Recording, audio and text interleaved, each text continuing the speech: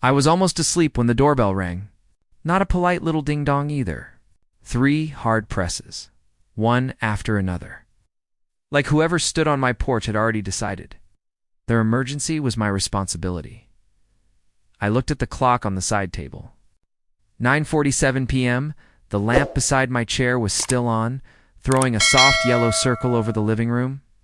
I had been sitting in Margaret's old recliner, the blue one, with the worn armrest where her hand used to rest when we watched Wheel of Fortune. She'd been gone almost 4 years by then. But some evenings I still sat there because the house felt less empty that way. The bell rang again. Right. All right, I muttered, pushing myself up slower than I liked. My knees popped. My back gave me that sharp little warning it had been giving me since I turned 60. I'm coming. When I opened the door, my son stood under the porch light with 2 suitcases at his feet. Beside him was his wife, wearing a cream-colored coat, holding a leather tote bag, looking calm as a bank manager. "Dad," my son said. "We're moving in." I blinked at him.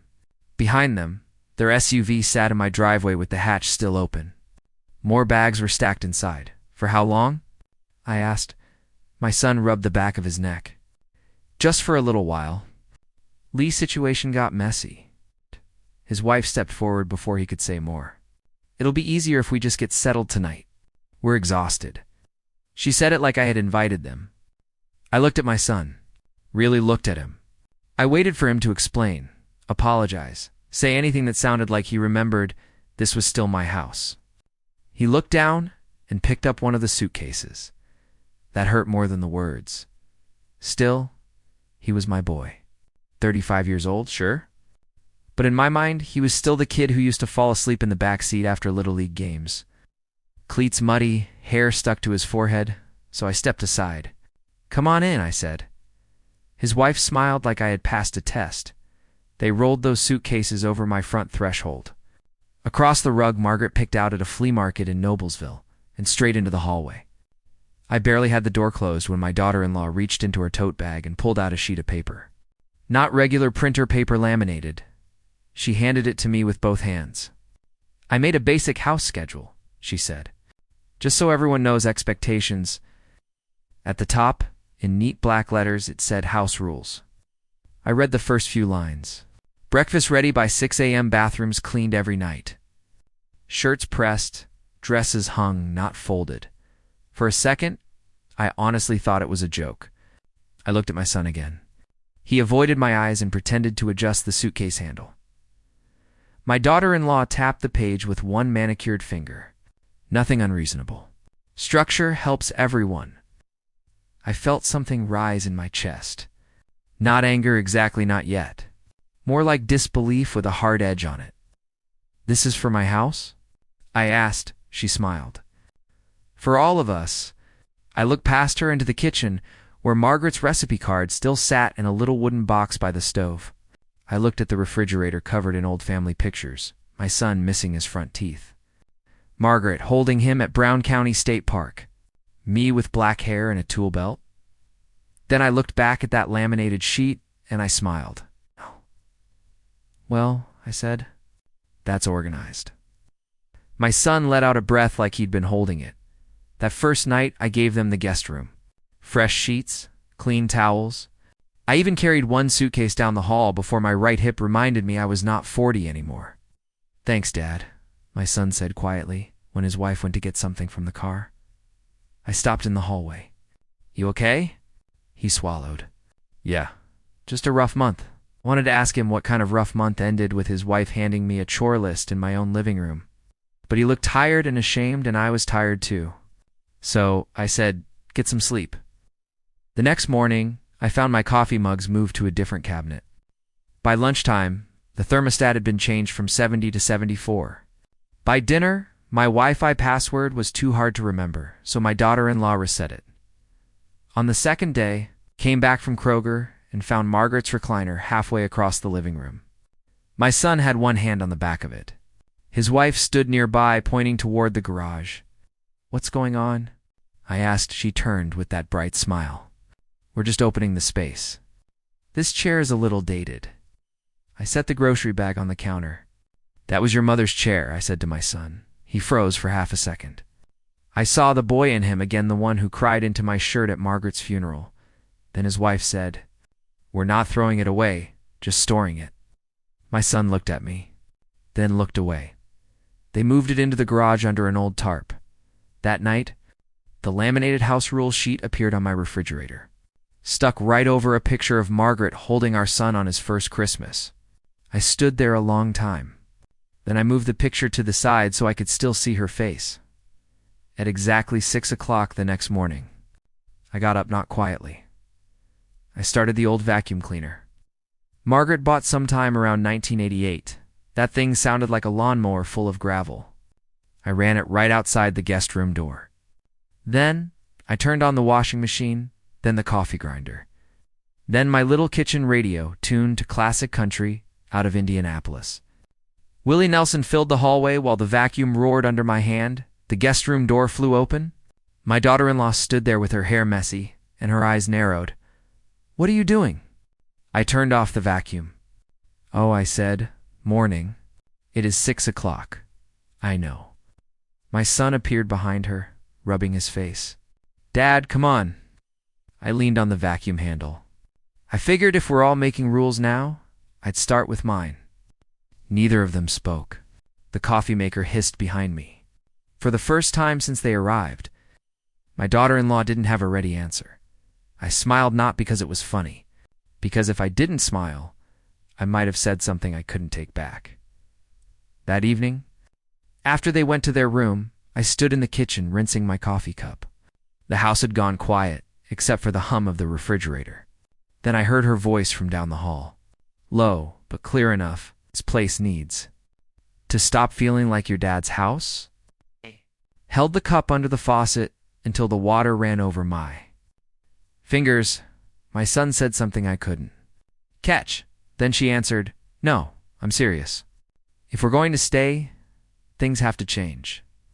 I turned off the faucet. For the first time, I understood something. They hadn't come to stay with me. They had come to take over. By the second week, I'd started learning a strange thing about losing control of your own home. It doesn't happen all at once. Nobody walks in with a flag and plants it in your carpet.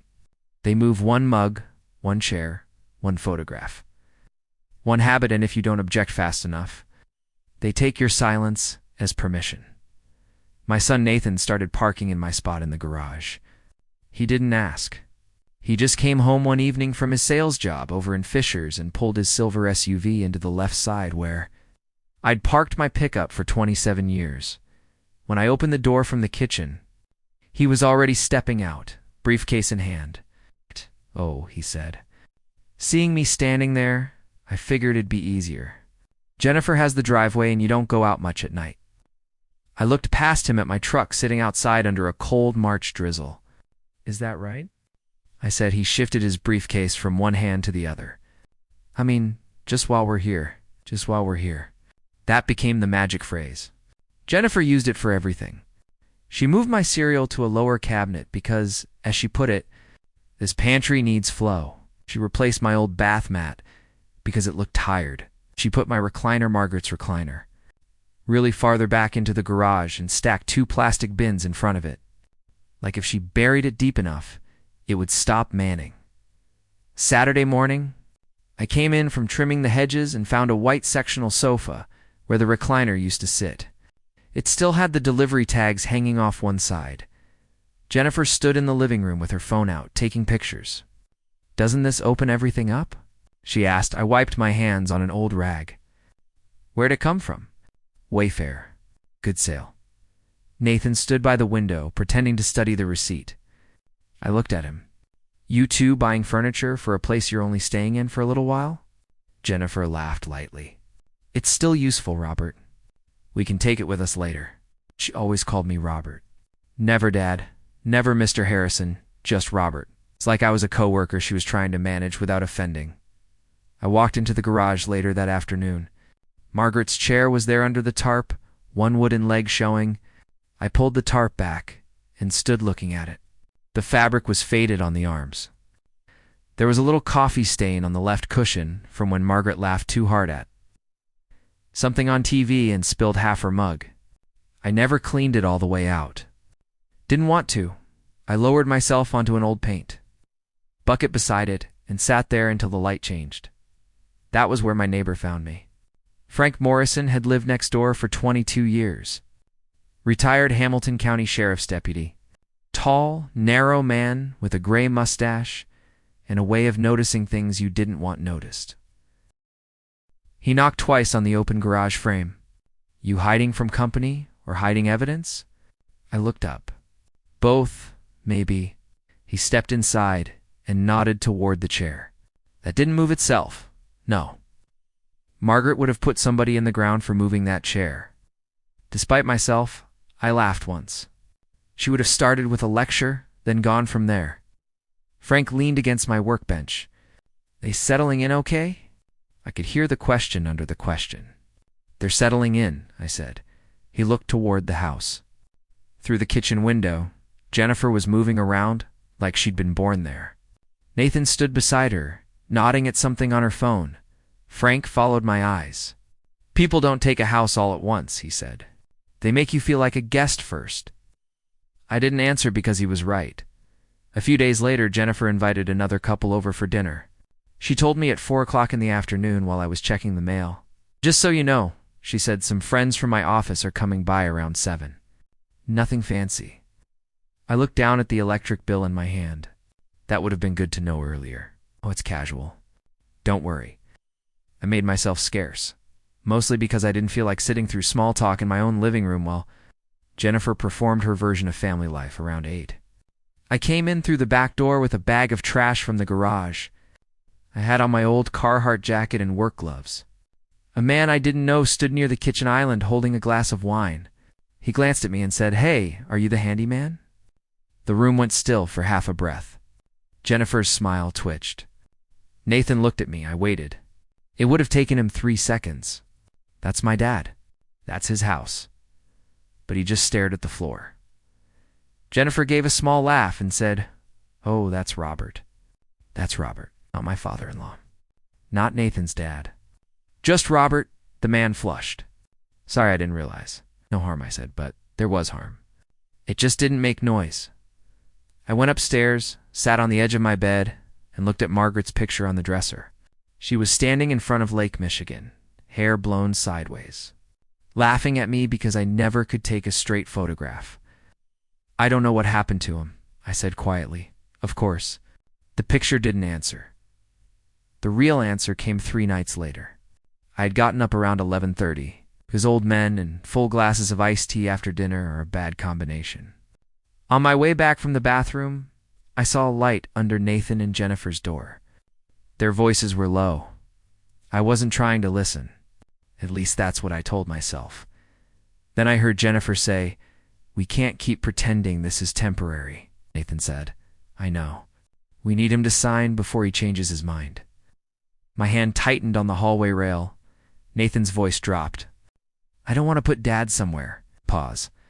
Then Jennifer said, "Not a nursing home. Don't make it sound ugly. Just somewhere smaller. He doesn't need all this space." All this space? The house Margaret and I had paid off 1 overtime shift at a time. The house where Nathan took his first steps. The house where I held my wife's hand during the last winter of her life. I stood there in the dark hallway, barefoot on the carpet, feeling older than I had felt in years. Nathan said, "He's not going to like it." Jennifer answered, "He'll adjust. He always does." I went back to my bedroom and did not sleep. At 6:15 the next morning, I sat at the kitchen table with my first cup of coffee, staring at the laminated rules still stuck to the refrigerator. Margaret's Christmas picture had been pushed to the side again. My hand shook a little when I picked up my phone. Not from fear from making a decision I had been avoiding for too long.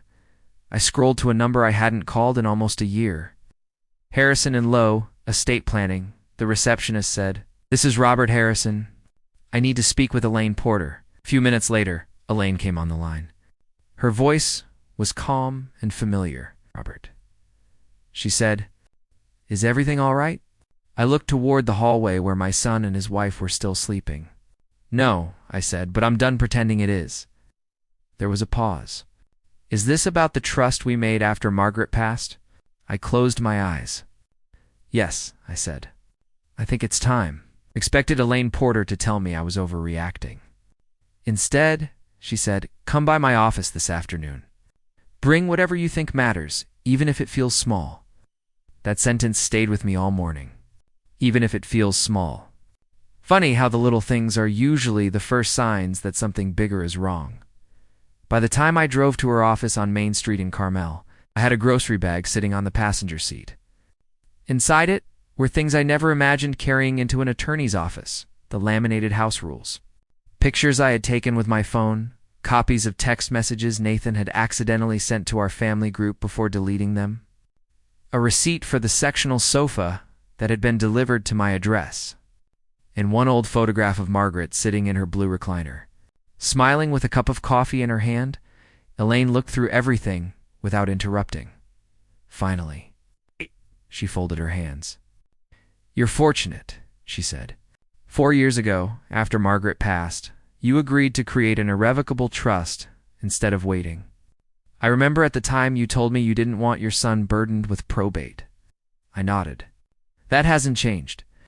No, what has changed, she continued, is that you now need stronger protections while you're still alive. I leaned back in my chair. I don't want revenge, Elaine. I know. I just want my house to feel like mine again. She smiled sadly. That's a very different thing. She explained the paperwork in plain English. The trust already owned the house. I still had the absolute right to live there for the rest of my life. Nobody could force a sale. Nobody could pressure me into signing ownership away. But we could strengthen language regarding coercion, unauthorized occupancy, and attempts to manipulate estate decisions. Will this hurt Nathan forever? I asked. Elaine didn't answer immediately. No, she finally said, but refusing to set boundaries might. Driving home, I stopped at a red light and realized something that surprised me. I wasn't angry anymore.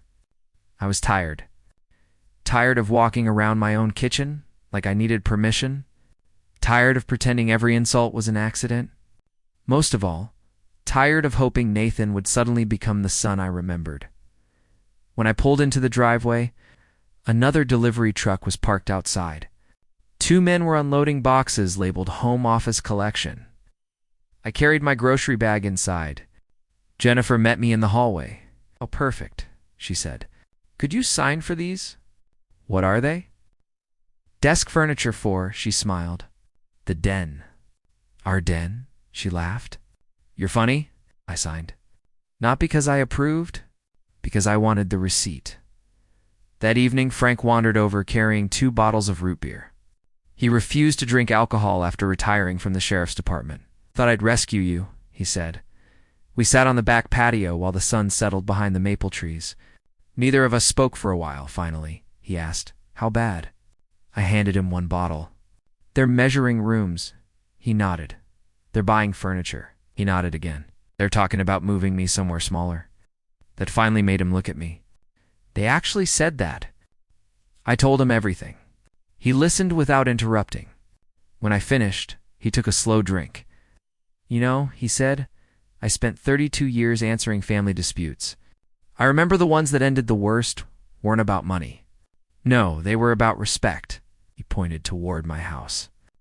They stopped respecting you before they ever started wanting your house. That sentence hit harder than anything else. Over the next couple of weeks, something changed inside me. Not outside. Outside, I became easier than ever. Jennifer asked if I could make breakfast. Sure, she wanted shirts picked up from the cleaners. No problem. Nathan asked if I could wait for the cable technician. Asterisk, asterisk, the more agreeable I became, the more careless they became. Jennifer stopped lowering her voice during phone calls. Nathan stopped looking guilty. Boxes kept arriving. Paint samples appeared on the dining room table. One evening, walked into the kitchen and found blueprints spread across the counter. Jennifer looked up. Oh, don't worry. Just brainstorming. For what? She pointed. The wall between the den and living room. You're taking down a wall? If we stay long term, she caught herself too late. Nathan looked at her. She forced a smile. I mean, if we asterisk, I simply nodded. Inside, another piece clicked into place. Every few days, I'd meet Elaine. Sometimes only 15 minutes, sometimes an hour. She never encouraged me to humiliate my son. Quite the opposite. Stay calm, she'd say. Let the facts do the work. So that's what I did. Every text, every receipt, every picture, nothing dramatic. Just facts. One afternoon, she asked, "Do you have photographs showing what the house looked like before they moved in?" I smiled for the first time in days. About 20 years' worth. The hardest evening came late in April. Rain tapped softly against the garage roof. I pulled back the tarp covering Margaret's recliner. Dust floated through the beam of my flashlight. I sat down. The springs groaned the same way they always had. For a few minutes, I let myself miss her. "If you were here," I whispered, "you would have known what to do." Of course, she didn't answer. But I remembered something she used to tell Nathan whenever he'd let kids at school push him around. Being kind doesn't mean letting people walk through you. I sat there for a long time thinking about that. Maybe I hadn't been protecting my son. Maybe I'd only been protecting myself from the pain of confronting him. There was a difference, a big one. The following Saturday morning, Jennifer came into the kitchen carrying a notebook. "Good news," she announced. I looked up from the newspaper. "What happened?" "I booked the 4th of July barbecue." "Booked." She grinned. "My family, your family, neighbors, everybody." I folded the paper. "That sounds ambitious. It'll be perfect." She flipped through her notebook. "Oh, and I already told everyone the lawyer might stop by." I looked at her carefully. "The lawyer?" "Yes," she smiled confidently. "We'll finally get the paperwork handled while everyone's together." Nathan froze halfway through pouring his coffee. "Jennifer." She ignored him. "It just makes sense." She looked back at me. "I mean, once the house is officially in our names, we can really start renovating." Silence. She mistook it for agreement. "So I'll tell everyone to expect good news." I slowly folded my newspaper. Then I smiled. "I think that's an excellent idea," she beamed. Nathan looked from her to me. Something in my face must have unsettled him, because, for the first time in weeks, he looked afraid. The 4th of July arrived hot enough to make the air shimmer over the driveway. By 9 that morning, Jennifer had already taken over my kitchen. She had a clipboard in one hand and her phone in the other. Hot dogs on the left side of the grill, she called toward Nathan. "Burgers on the right. We'll put the desserts on the island." She turned and saw me carrying a folding table out of the garage. "Oh, Robert," she said cheerfully, "could you wipe these down before everyone gets here?" I looked at the table, then at her. "Sure," she smiled, satisfied, and walked away before I could even set it down. Frank, who had been pretending to trim the hedge along our property line for the last 10 minutes, caught my eye. "You all right?" he asked quietly. "I will be." He nodded once. That's all I needed to hear. Around noon, the first cars started arriving. My younger sister Diane brought potato salad. My cousin Richard showed up carrying 2 coolers full of soda. Kids ran through the backyard with little American flags in their hands, while somebody played old country music through a portable speaker. For a while, it almost felt like the family gatherings Margaret used to host. Almost then, Jennifer started giving people tours of my house. "Our kitchen gets amazing morning light," she told one couple. She pointed toward the den. "We're thinking of opening this wall up after the paperwork is finished." After the paperwork. Nobody corrected her because nobody knew the truth. Not yet. I watched Nathan standing beside the grill, flipping burgers without saying much. He kept glancing toward me. Every time our eyes met, he looked away. Frank wandered over carrying 2 paper plates. "Mind if I steal a burger before the crowd does?" "Go ahead." He leaned against the fence beside me. "You nervous?" "A little, you should be." He smiled. "No." Then his expression turned serious. "But you're doing the right thing." At 1:30, a black sedan pulled into the driveway. Elaine Porter stepped out, carrying a slim leather portfolio. Jennifer noticed her before anyone else. She clapped her hands together. Oh, perfect. She hurried across the yard. Elaine, we're so glad you could make it. Elaine smiled politely. Good afternoon. Jennifer looked around at everyone gathered near the patio. This is wonderful timing. We can finally get the paperwork signed before dessert. Several relatives turned toward us. Diane looked confused. Paperwork. Jennifer laughed. Oh, nothing exciting. Robert has decided it's time to transfer the house. Nathan's shoulders stiffened. He whispered Jennifer, but she kept talking. It'll save everyone trouble later. She reached into a kitchen drawer and came back holding a new box of pens. I even bought these. Elaine looked at me. I nodded once. She understood. Jennifer held out one of the pens. Whenever you're ready. I smiled. We won't be needing your pen, she blinked. What? I said we won't be needing your pen. The backyard became strangely quiet. Even the children seemed farther away. Elaine opened her portfolio. Since there appears to have been some misunderstanding, she said calmly, Mr. Harrison asked me to clarify the ownership status of this property. Jennifer's smile faded. Elaine continued. The home was transferred into an irrevocable trust shortly after Mrs. Harrison passed away 4 years ago.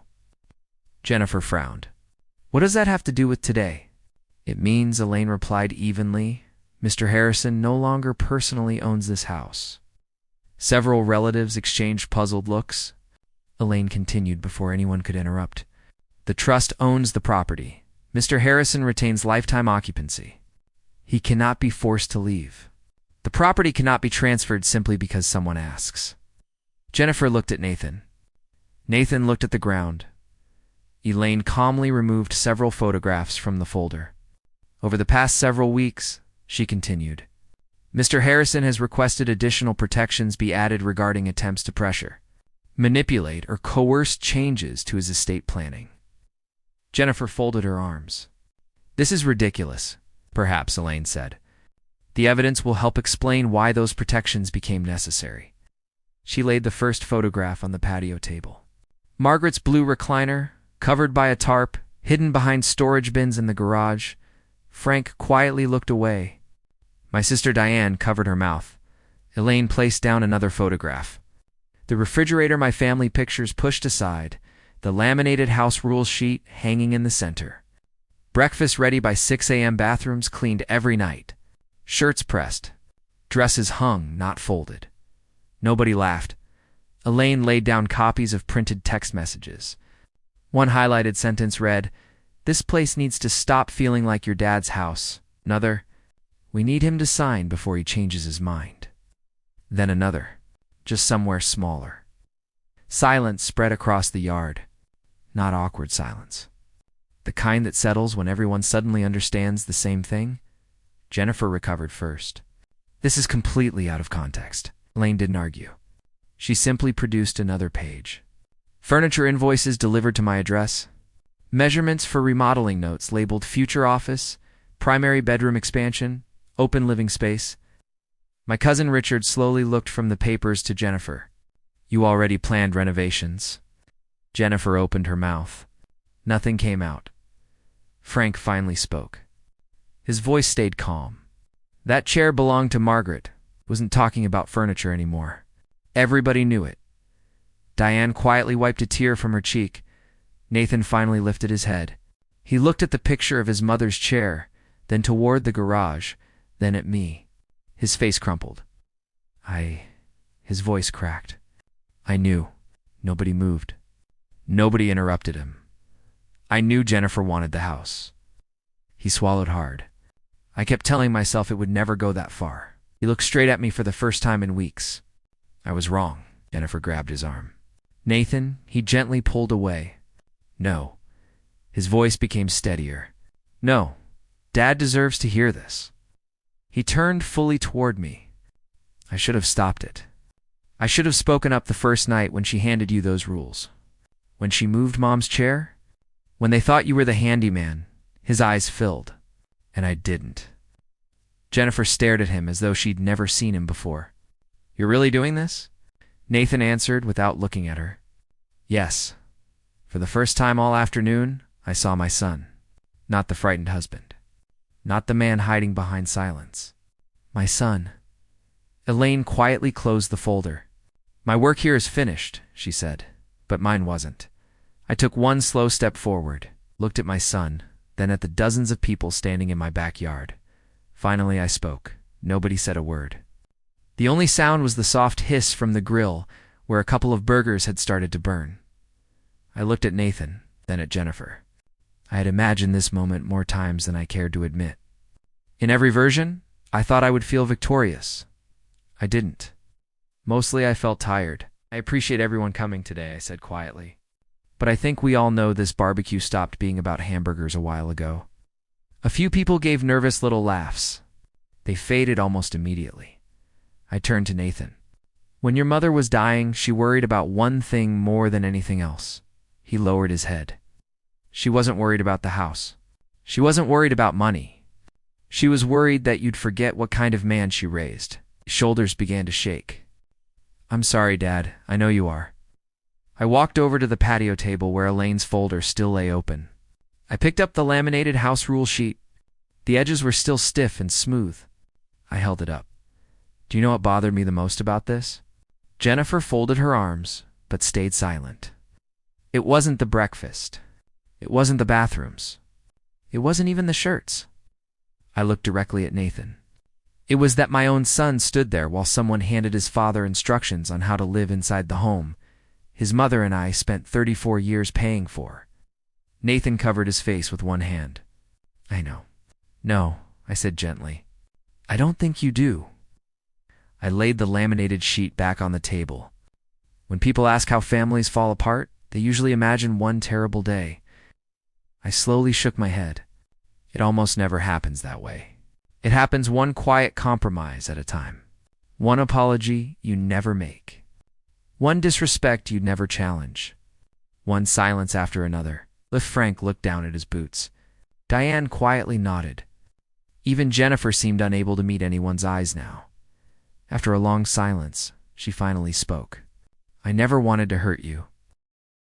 Her voice sounded smaller than I had ever heard it. I honestly thought she stopped. What? I asked.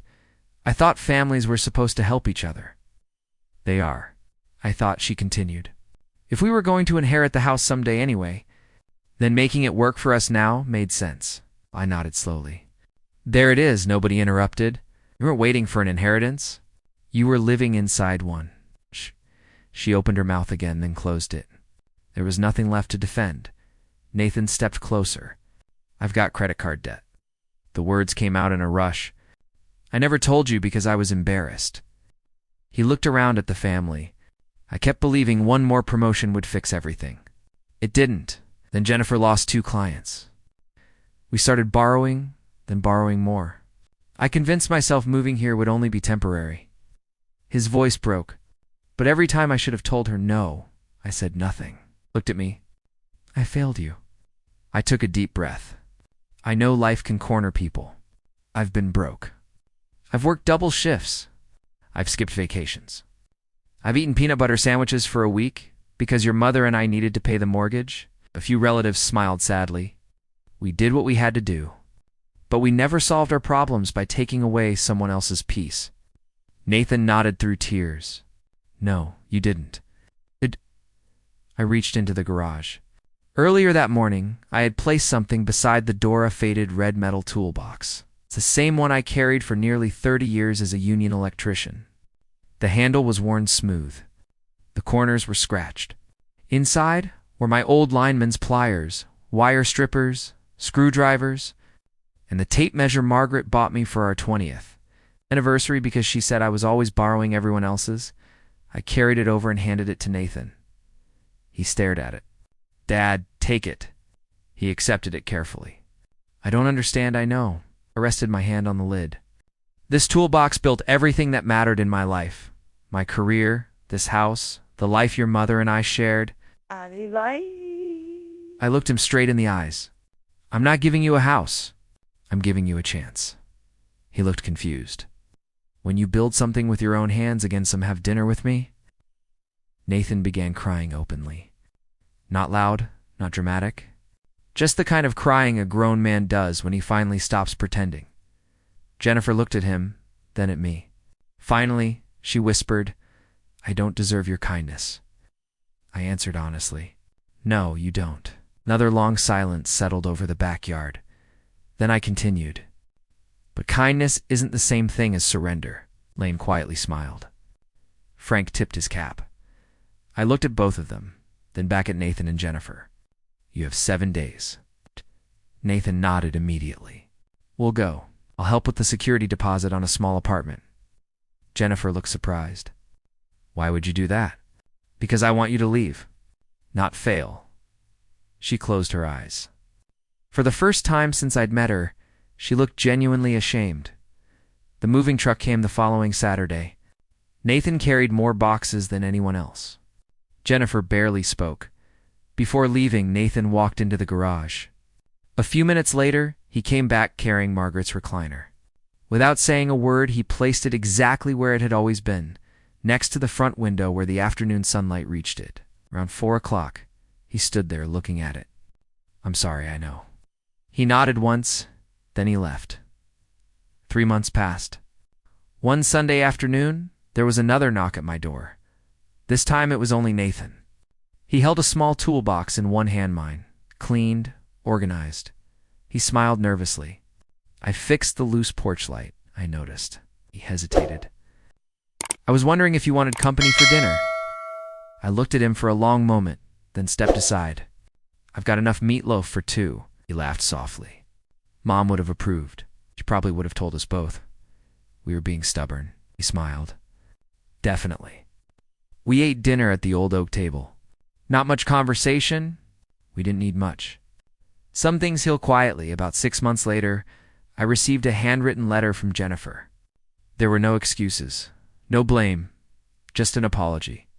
She admitted she had confused planning for control, efficiency for respect, helping for entitlement. I didn't rush to answer. Eventually, I wrote back. I accepted her apology. Trust takes much longer than forgiveness. That never changed. Neither did the trust. The legal documents stayed exactly as they were. Boundaries remained, so did love. These days, Margaret's recliner is back beside the living room window. The family photographs are back where they belong. And every now and then, Nathan comes over on a Saturday afternoon. Sometimes we fix little things around the house. Sometimes we don't. Sometimes we just sit with coffee and watch the neighborhood go by. Growing older doesn't mean giving away your voice. It doesn't mean surrendering your dignity to keep the peace. Sometimes the kindest thing you can do for your family is teach them where the boundary is, and stand by it if you've ever had to. Choose between keeping the peace and protecting your self-respecter, not alone.